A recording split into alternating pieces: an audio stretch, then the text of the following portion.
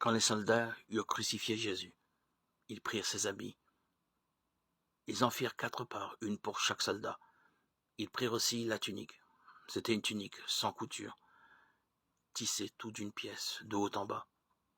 Alors ils se dirent entre eux, ne la déchirons pas, désignons par le sort celui qui l'aura.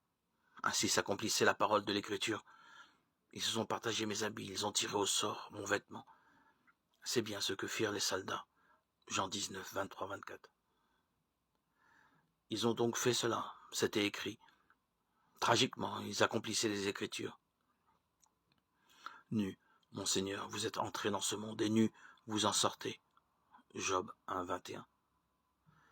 Autrefois, Marie vous couvrit des langes du nouveau-né. Aujourd'hui, la milice vous dépouille. Et vous voici au sens propre en tenue d'Adam, tout prêt à gagner le paradis. C'en est fini des peaux, des couvertures et des accoutrements de l'humanité pécheresse. Exfiltré du jardin d'Éden, Genèse 3, 21.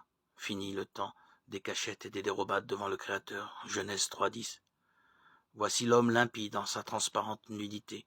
Voici le nouvel Adam, seulement vêtu de gloire et de lumière.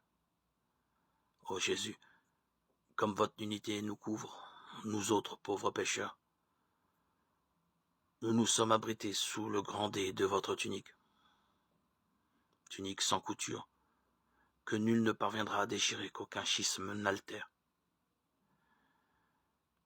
Il n'est pas une part de notre humanité qui ne puisse quelques jours avec foi effleurer au moins le plan de votre manteau.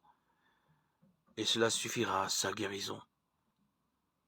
Ce peuple, un peu chrétien sur les bords, que touche encore in extremis les franges de votre manteau, vous ne le méprisez pas.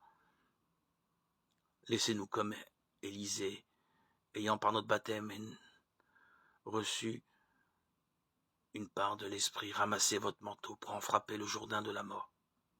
2 Rois 2, 10, 14. Et que le fleuve s'ouvre pour nous vers la terre promise. En effet, vous tous que le baptême a unis au Christ, vous avez revêtu le Christ. Il n'y a plus ni juif ni grec, il n'y a plus ni esclave ni homme libre. Il n'y a plus l'homme et la femme, car tous, vous ne faites plus qu'un dans le Christ Jésus. Galates 3, 27, 28.